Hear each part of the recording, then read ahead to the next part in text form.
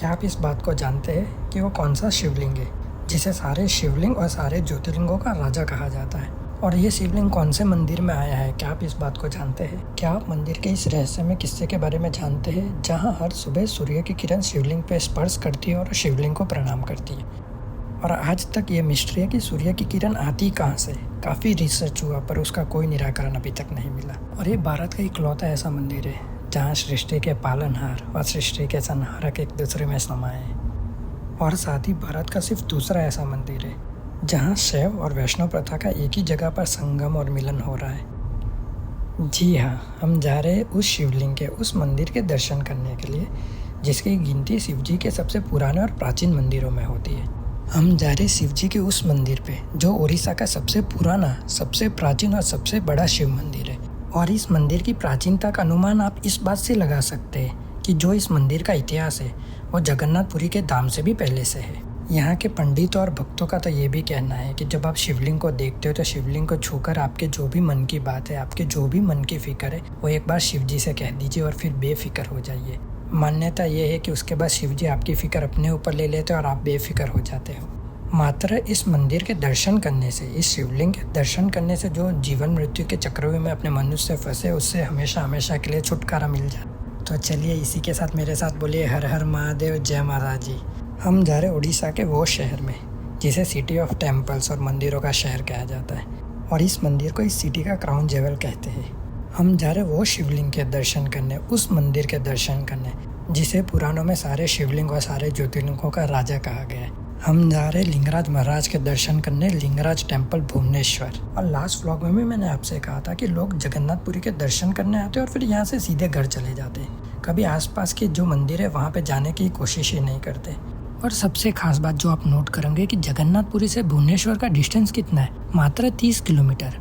और अगर 30 किलोमीटर में आपको सारे शिवलिंग, सारे ज्योतिर्लिंगों के राजा के दर्शन करने मिल जाए तो इससे बड़ी बात क्या होएगी। तो मैं आपसे यही कहूँगा कि नेक्स्ट टाइम जब भी आप जगन्नाथपुरी आते हैं टाइम लेके लिंगराज महाराज के दर्शन ज़रूर करना।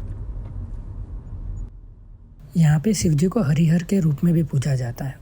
ऐसा इसलिए है क्योंकि भारत में इकलौता ये ऐसा मंदिर है जहाँ शिवजी और विष्णु भगवान एक दूसरे में समाये हुए हैं। लोग ये कहेंगे और भी मंदिर है। जी भाई, त्र्यंबकेश्वर है, पर त्र्यंबकेश्वर में शिव जी विष्णु जी के साथ ब्रह्मा जी है, पर सिर्फ शिव जी और विष्णु जी सिर्फ इसी मंदिर में एक साथ है। मैंने ये भी कहा था कि भारत में ये दूसरा ऐसा मंदिर है जहाँ शैव और वैष्णव प्रथा का मिलन होता है। और पहली जगह रामेश्वरम है जहाँ पे आपको ये संगम देखने को मिलेगा। अब अगली बार जब आप यहाँ पे दर्शन करने आते हो तो मंदिर के पास में एक बिंदु सागर करके कुंड है, वहाँ पर स्नान और डुबकी लगाने का मौका मत छोड़ना। पौराणिक कथा इस कुंड के बारे में ये कहती है कि यहाँ पे 2 राक्षस हुआ करते थे जिनका वध पार्वती माता ने किया था। और जब संग्राम समाप्त हुआ तो माँ पार्वती को प्यास लगी थी, तो उनके लिए शिवजी ने यह कुंड स्थापित किया था। और भारत की जितनी भी पवित्र नदी और तालाब है वहाँ से पानी लाके यहाँ पे भरा गया था। तभी इस कुंड में स्नान करने का महत्व बढ़ जाता है।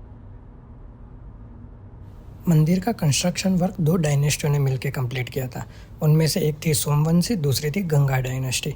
मंदिर कॉम्प्लेक्स के अंदर जो कुछ छोटे मोटे मंदिर है उसका जो फर्स्ट हिस्टोरिकल रिकॉर्ड है वो मेंशन करता है 6th सेंचुरी में। और मंदिर का जो मेन स्ट्रक्चर अभी जो सामने खड़ा है, जो अपने लोग देख रहे, उसका कंस्ट्रक्शन राजा जजाति केसरी ने 11th सेंचुरी में किया था। और गवर्नमेंट ऑफ इंडिया का जो ASI डिपार्टमेंट है, आर्कियोलॉजिकल सर्वे ऑफ इंडिया, उनके रिसर्च के हिसाब से यहाँ की कुछ मूर्तियाँ, कुछ मंदिर के पार्ट्स अप्रोक्सीमेटली भाई 1400 ईयर्स ओल्ड है, 1400 साल पुराने हैं। अब मंदिर के डायमेंशन की बात करें तो इसका जो स्ट्रक्चर है वो अप्रोक्सीमेटली 80 मीटर्स लॉन्ग है और 185 फीट टॉल है। और आप जगन्नाथपुरी का मंदिर ले लीजिए, सन कोणार्क टेम्पल ले लो या ये वाला मंदिर ले लो, तीनों मंदिर की जो वास्तुकला आर्किटेक्चर है वो सिमिलर है। सबकी सब कलिंग आर्किटेक्चर के थीम पे बेस्ड है।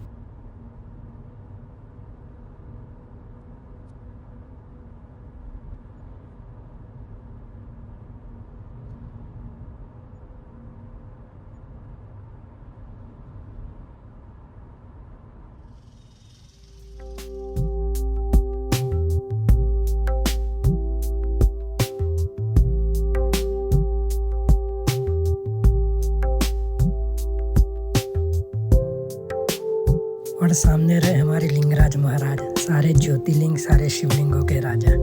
तो चलिए सबसे पहले इनके दर्शन करके आते हैं। और ऑब्वियसली मंदिर में मोबाइल लीजन अलाउड नहीं होएगा, तो मैं मेरा व्लॉग यहीं पे ख़त्म करूँगा।